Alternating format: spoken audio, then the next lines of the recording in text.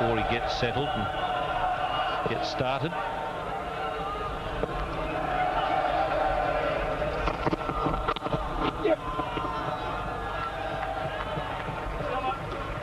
Eight off the over, 124 for 4.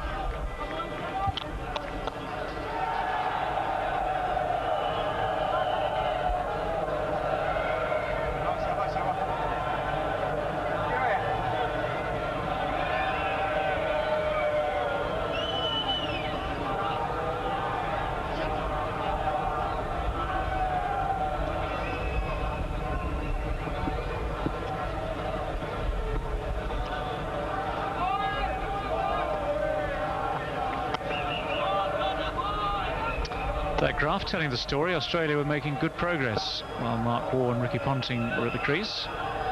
The wickets have changed that a bit.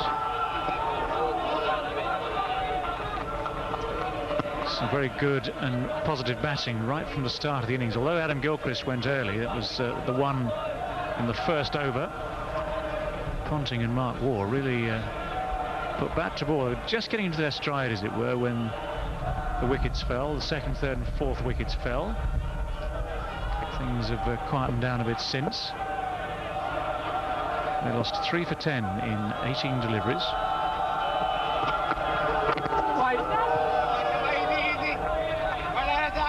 Yes, it was Ricky Ponting really who changed the momentum of the game.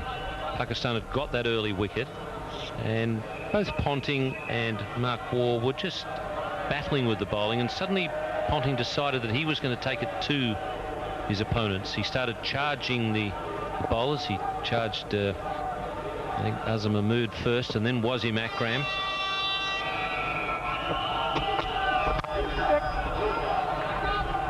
And it's amazing how that intent, the intent of a batsman, when he lets the opposition know, well, I'm coming for you, it can make a big difference in the momentum. That's exactly what happened. He was helped by the drop catch that we've just seen, but suddenly he'd swung things very much in Australia's favour, and that partnership was building very well, that 91-run partnership. Then the loss of Mark Waugh changed all that. The 2 other wickets falling very quickly didn't help.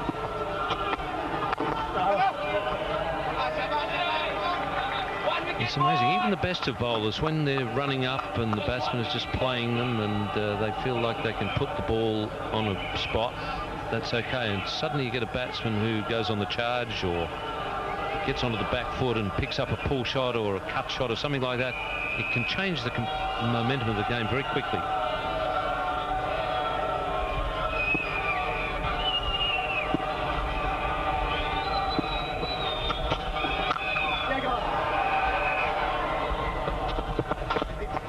Yes, equally so. If you're the bowling side suddenly suffering from that sort of aggressive batting, you try and remember that if you can get a wicket or two, that again changes the situation. This was the next wicket they got. Mark Waugh just dabbling at that one, trying to steer it down to third man.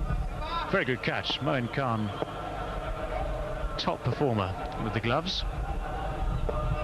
He's got amazing hands at times, whipping the ball on the onside. On this occasion, he didn't really time the ball, but look what he's trying to do with it. He's trying to drag it from outside off stump. And you see there the flick of the wrist, trying to get it away on the onside. He only gets a single on that occasion.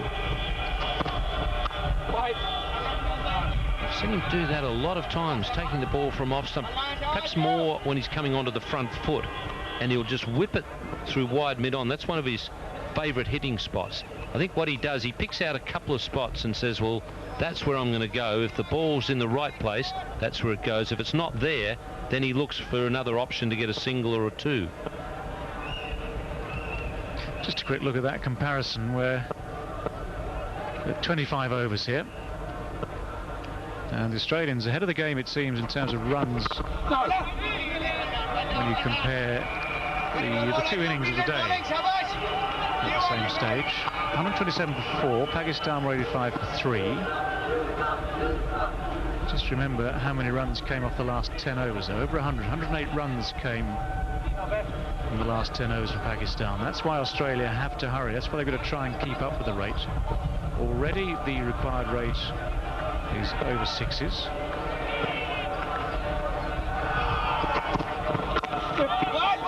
There's that shot again that Ian Chappell was talking about. A lot of wrists, working into the spaces. This is a tactic that the Pakistanis like. Push the men back on the leg side, leave the space open there, try and bowl at or around off stump and make the batsman work it into that space. Well, that will support exactly what David Gower was just talking about. Australia seemingly well ahead at the moment, but look at that steep incline for Pakistan. Amazing acceleration it was from over 35 to 50, almost 10 runs per over in that period.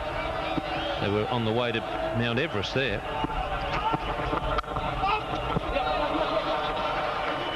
Just enough rebound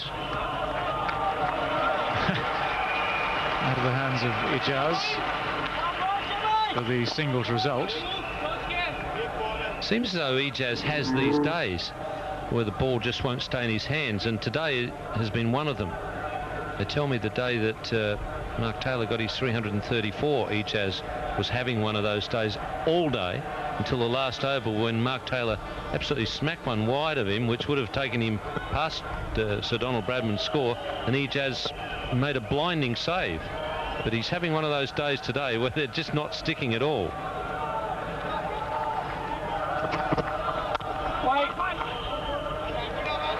Oh, he's got that one. 129 for 4.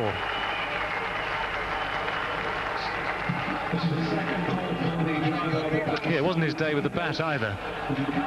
Very quickly came and went without troubling the scorers. And in fact, he gave himself out, didn't he? He was caught in front of our stump and hardly waited for the decision.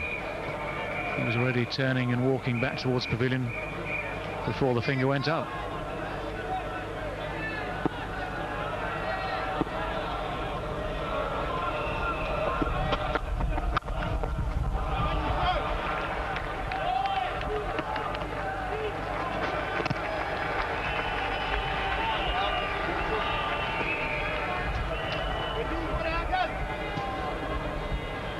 All that resulting in 1 run. 146 still needed. Just check that asking rate, 6.12 now it is. It's rising steadily. Started at 5.52.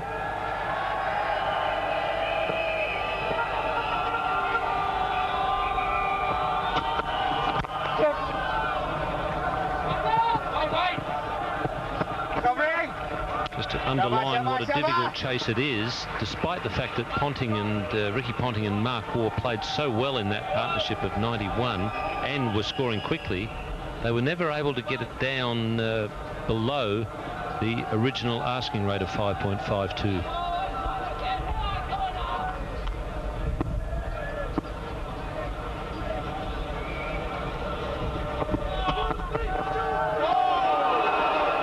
Just past the outside edge. Abdul Razak just a millimetre or two away from taking the 5th wicket. Well, this is a pitch that Steve Waugh likes. In fact, he had an average of 334 here at this ground in Test cricket. I probably don't need to remind you of that, David, seeing... So I vaguely remember something about it, yeah. 177 not out against your boys, I think when you were captain as well. And it was shots like that got him there. That was beautifully played. It was slightly over pitch, but hammered back straight. It was almost like a golf shot along the ground. It had a bit of draw on it. Certainly found the gap. That's a beautifully played shot. Well, this epitomises Steve Waugh's batting. He beat him with a very good ball, and the next ball, he's completely forgotten what happened the previous one, and bang, slightly loose ball, he picks it off for 4.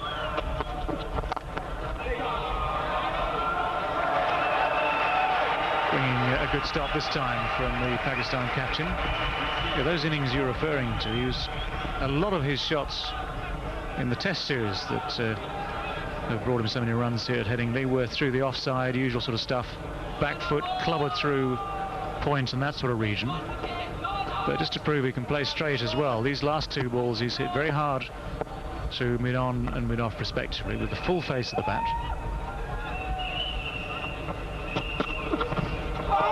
A little bit wide.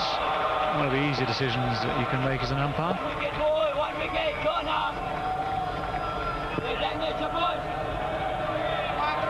Done quite a good job, Abdul Razak. Fairly handy cricketer when you think that he's bowling seamers at a lively pace. He's picked up the wicket of Mark Waugh, most important wicket there for Pakistan when they were right under the cosh. And he bats at number 3 and bats very well. That's it, over. Nothing wrong with that one. 137 for 4. This part of the broadcast is sponsored by Air Jamaica, the most non-stop champagne flights on the youngest fleet in the Caribbean.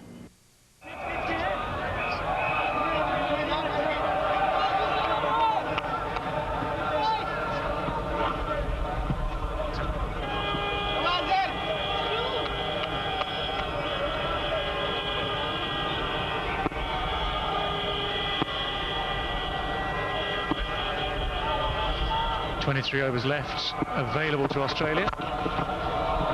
Brilliant stuff. Guess who in? He must have thought it was Mark Taylor batting again. This was the blinding stop. Steve Waugh absolutely thrashing that ball away to the offside, and this one is stuck. And maybe this is the turning point for Ijaz. Quite right. Thank you very much, says Azhar, appreciating the effort. Steve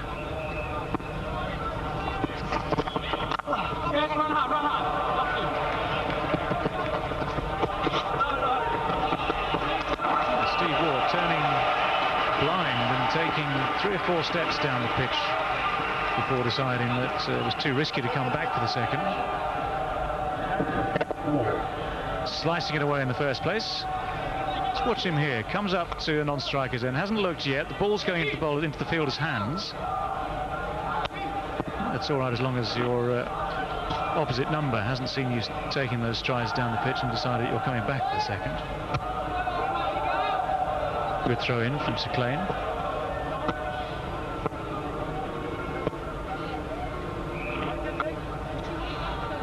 Just the confidence just starting to grow again in the Australian batting. Steve Waugh is on the attack. Michael Bevan just playing as Michael Bevan always does.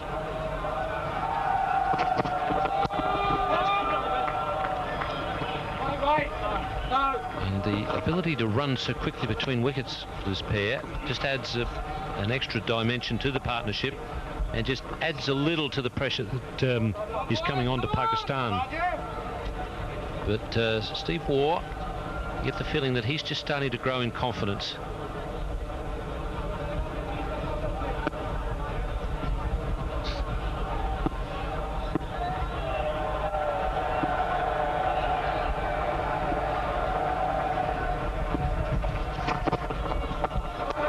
Good delivery. That was quite sharp. Had that little bit extra in it. A bit of extra pace, bit of extra bounce. Almost deserved the wicket, to be honest. Very similar delivery to the one that Ricky Ponting edged and Inzamam Al-Haq dropped. Every now and again he seems to get one that takes off, and it's generally a little bit quicker.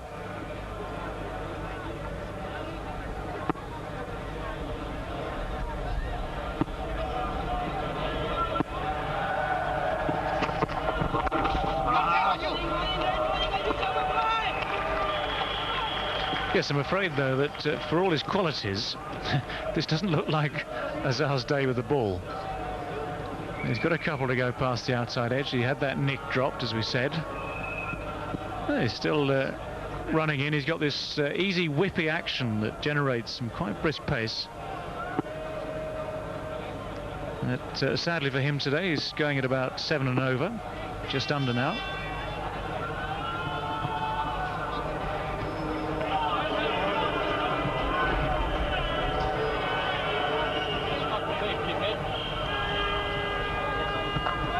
I don't know what happened there. It might just have been a conversation distracting Steve Waugh. Tends to be a lot of chat out there in these tense situations. Easy, boys.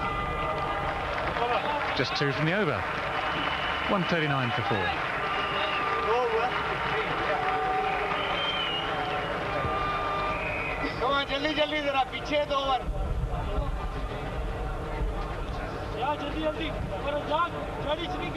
Plenty of work still to be done, but they've seen it all before. Michael Bevan, as we said at the start of the last half hour or so, very good at organising a run chase.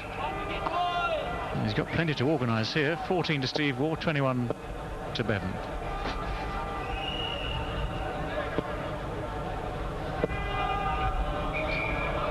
Razak continues.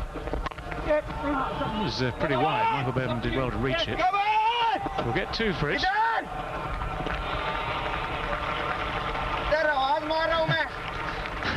Owen Khan deciding that he would rather have had that thrown back to him at the keeper's end.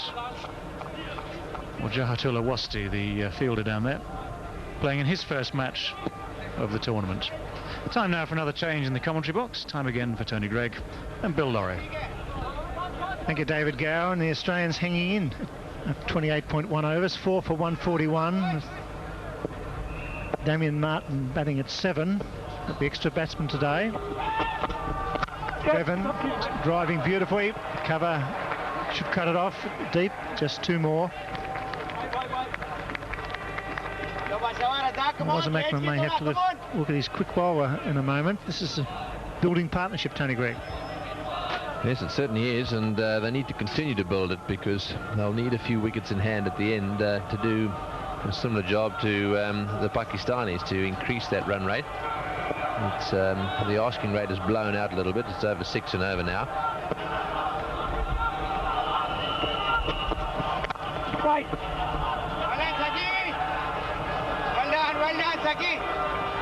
Bevan, however, is a past master at reading the situation, and you can see by the sense of urgency in his game today that he knows that they've got to keep hitting boundaries here.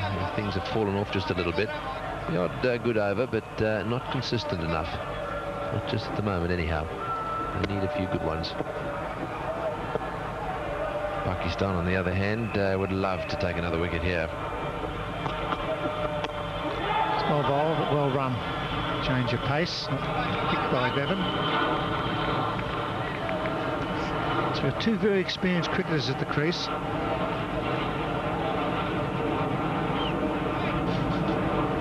Pakistan sent in by Stephen Waugh.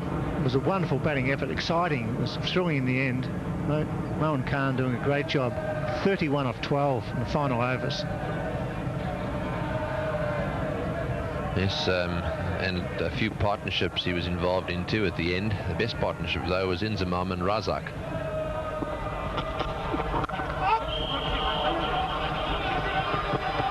Stephen Waugh looking for 1 and a fumble, and they'll get 2. Well, that won't please the captain too much. He's had a go at 1 or 2 of them out there.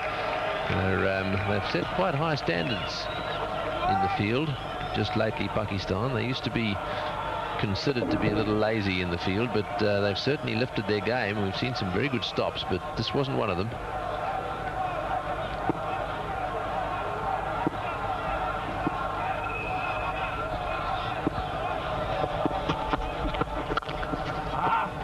Smile delivery, 7 off the over, 4 for 146. Yes, just getting back to that partnership, Inzamam and Razak put on 118. It was very well played. It was the highest partnership of the innings.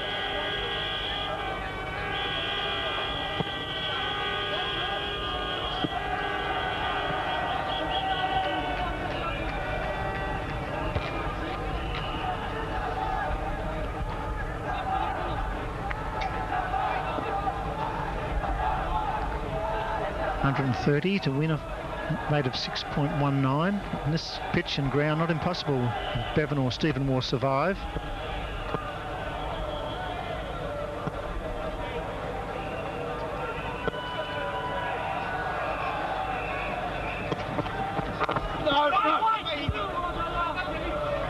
Yes, just to give you some idea of how these teams are going. Pakistan and New Zealand both have 4 points in this group at the moment, Group B. Pakistan net run rate is superior, hence they're at the top. And so today's match, if they win it, they'll go ahead on their own. Australia in 3rd position along with the West Indies at the moment. Both have 2 points.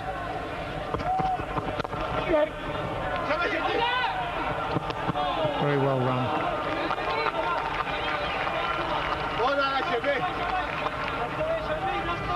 So Scotland and Bangladesh in this group haven't registered any points yet. Well, they've played reasonably well on occasions. And West Indies will also be looking for a few victories. So really those top 3 positions being fought out between Pakistan, New Zealand, Australia and the West Indies. And so there's some very important matches to come. This one obviously is absolutely vital because 2 of the top 3 playing.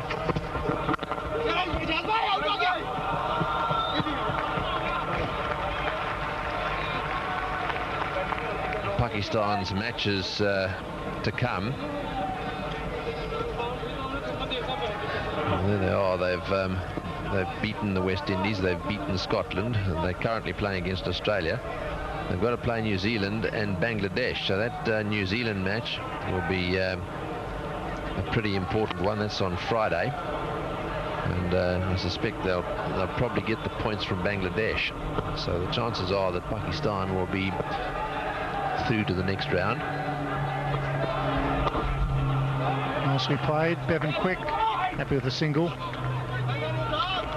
Australia, on the other hand, are no certainties. If they don't win today, they can still get through the back door, I suspect. They won against Scotland. They lost against New Zealand. That is a great victory for New Zealand. This one obviously is in progress, and they can probably get themselves 2 points against Bangladesh. It's being played up at Durham on Thursday the 27th. Chester Street. And then, of course, the big one between Australia and the West Indies in terms of this group, and that could be a vital game. Yes. Match is being played at Old Trafford, and it could well get down to that match, this group, as to whether the West Indies or Australia get through. 150 has been registered, so that's been done off 29.5 overs. Still require 6.2 runs per over to win. The West Indies, of course, play New Zealand tomorrow, and that's also a very important game.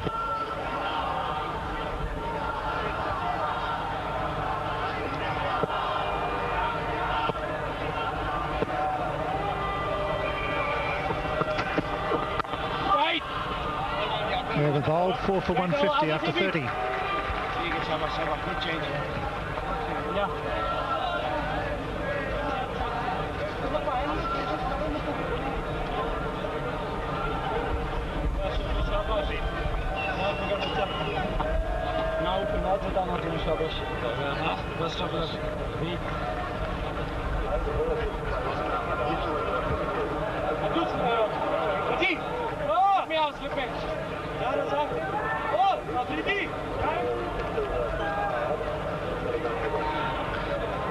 At the 30 overs, Australia well placed, but the Pakistan side sorted the Australians in the last 10 overs. 107 off the last 10.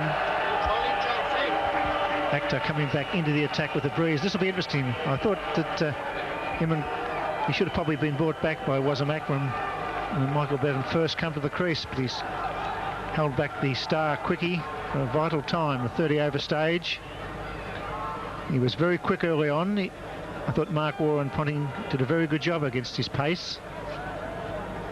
Here he comes this time with the breeze from the football end of the Headingley Oval.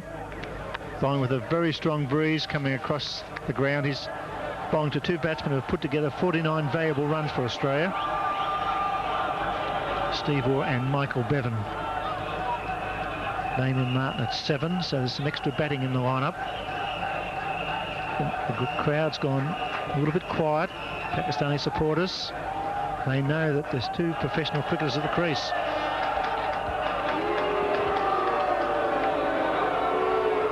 Yes, well, over the years, there have been a few that have considered Steve Waugh to have a problem against the fast men, and of course, Bevan down the other end has on occasions been questioned in respect of his ability against the short men, the short ball, or the fast bowlers. Well, they'll be tested here. It's a short, thumps it away for a single, doesn't time that, but two very experienced cricketers. Steve Waugh complaining, I think, about 261 matches, almost 6,000 runs, and good strike rate. Well, I think the umpire's actually told Akhtar to get back to his mark and get on with it. Steve Waugh may have had a little victory here. I mean, if you can upset this young man and he loses it a bit, let's see what happens here. You can see the umpire there having a go at Shoaib.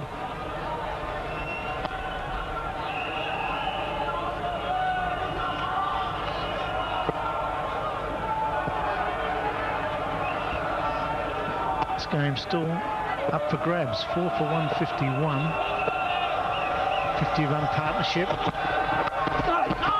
And that's the problem for Michael Bevan. If he gets it right, actually a worry, Bevan, for some reason or other, despite all his experience. He's just troubled by the short pitch delivery, and maybe Wazimakram needs another catcher somewhere close, maybe on the leg side.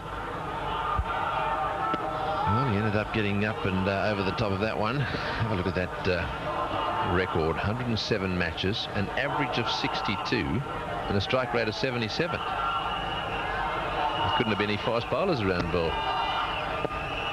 The best average by 15 in one-day national cricket. It's a wonderful record. Akhtar steaming in from the football end. Bevan cuts well. Just the single. Falls over to Stephen Waugh. They're looking for two. Yes, I think with a record like that, it's very hard to say that he can't play fast bowling. Having said that, look at that average. That's in 1999, an average of 95.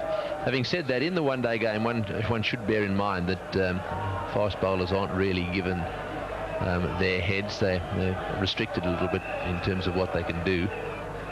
Now, this is a great opportunity for these two. Bevan in particular, he's playing very well at the moment. Well bowled. Steve Waugh just forcing off the back foot, a little bit of movement away. This is a good battle. And Akhtar taking on the veteran. No love lost already. Vital game for Australia, and they're fighting very hard. Good bowling this. It's the place to bowl to Stephen Waugh. We've seen over the years a lot of fast bowlers try and stir him up. But the place to bowl is just short of a length, just outside that off stump, and a bit of glaring going on there. Eyeball to eyeball. And well, I think that says it all, doesn't it? The youngster up against Mr. Experience himself. And neither of them giving anything.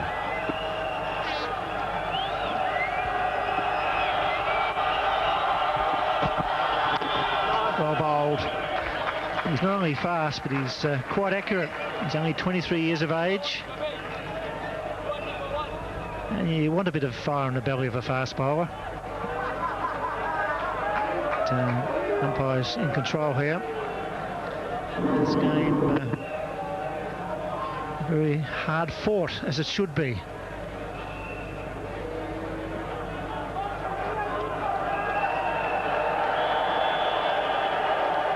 Yes, there's no love lost there. Now they're moving a man back to deep square leg. There's a little message in this. Stephen Waugh just holding him up until such time as the man's in his position.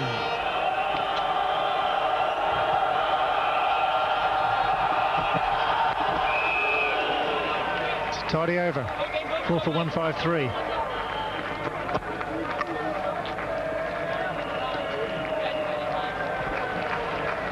Yes, and so Wazimakram now joining in the conversation here, and I think probably what he's saying there is just calm down, and Wazim saying to the umpire probably something along the lines, he's only a youngster, don't worry, I'll keep him under control.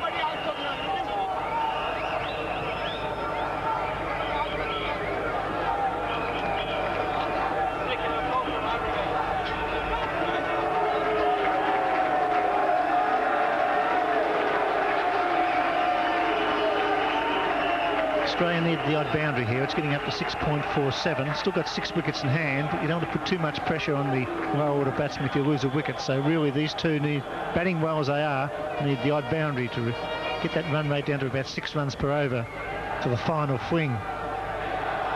Very good contest here at Headingley. Conditions are perfect as far as the pitch is concerned. The odd one's bounced a bit, but all in all, a very good pitch. And Hood to continue. Cracked away. There's a man out there on the bounce, does well.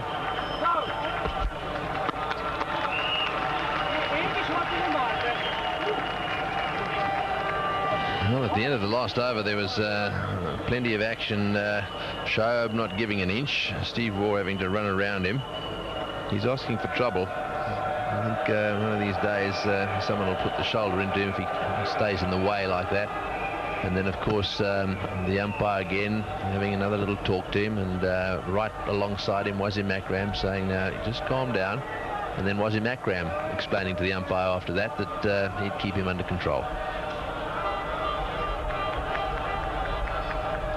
He wants to go, doesn't he? He's ready to go.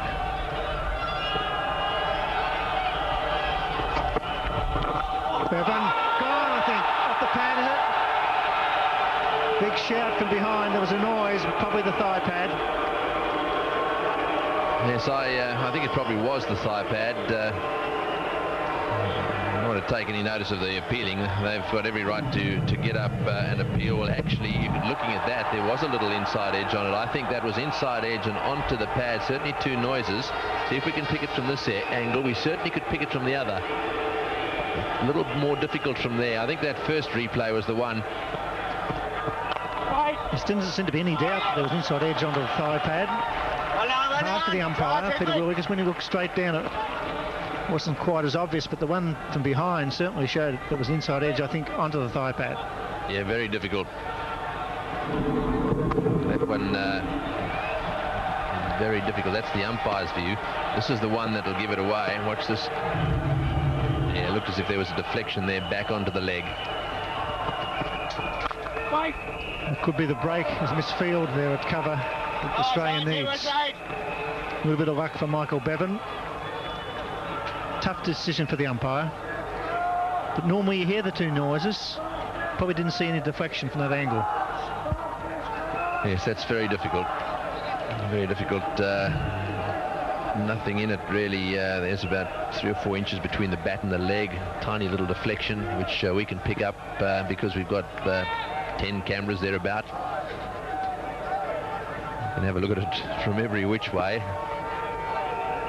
Benefit of the doubt to the batsman. Steve Waugh, great shot. One of the best pull shots you'll ever see. Just a fraction short. Superbly played. What a shot that was. He has stood up on his toes. It really, I wonder whether it was a pull shot. It was almost on his toes. It was half and half. Just watch this. Up he goes there. Oh, what a shot. He's hit that one right off the middle of the bat. Yes, I think he realizes now too that this run rate is just beginning to blow out a little bit.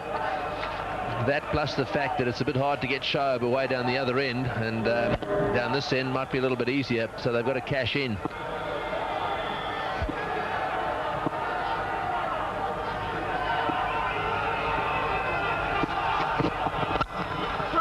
Well bowled. At least one. Bevan not coming back. 7 off the over, 4 for 160.